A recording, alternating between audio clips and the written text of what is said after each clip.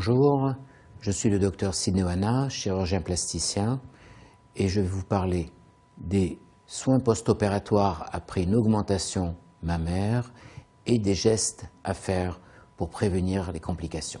Les suites opératoires d'une augmentation mammaire, c'est-à-dire de la mise en place d'un implant mammaire dans le sein, sont différentes suivant la technique utilisée.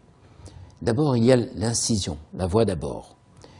On peut passer soit par voie axillaire, c'est-à-dire sous les bras, soit par voie périaréolaire, sous l'aréole, soit par voie sous-mammaire, dans le sillon sous-mammaire. La douleur post-opératoire est un peu différente, suivant qu'on est passé par l'une ou l'autre de ces voies d'abord, parce que sous les bras, ça fait un peu plus mal que lorsqu'on passe par l'aréole ou dans le sillon sous-mammaire.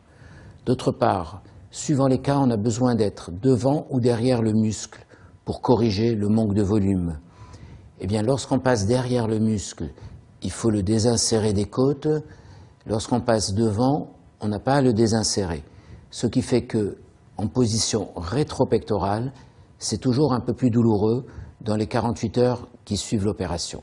L'intervention dure en général 1 heure, sous anesthésie générale, et on peut sortir soit le jour même si l'on est accompagné et que quelqu'un passe la première nuit avec la patiente, soit le lendemain.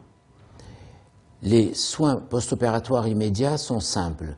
C'est simplement nettoyer la cicatrice avec un antiseptique et porter un soutien-gorge de contention que l'on peut obtenir en pharmacie et qui permet d'avoir une bonne immobilisation du sein.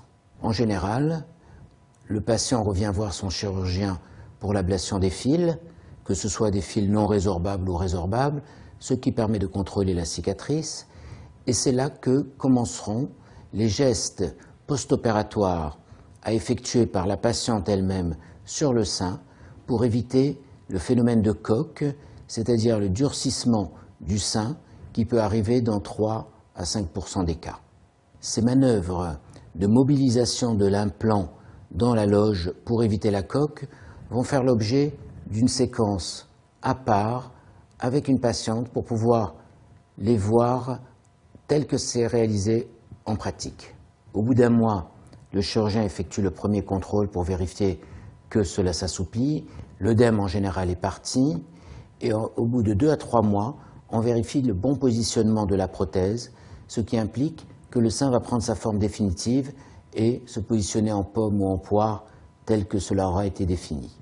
Et ensuite commenceront les contrôles annuels après la première année avec une échographie de contrôle pour vérifier la solidité d'un l'implant et l'absence de constitution de coque, ce qui permettra année après année de suivre sa patiente et de pouvoir lui garantir les prothèses pendant un bon nombre d'années.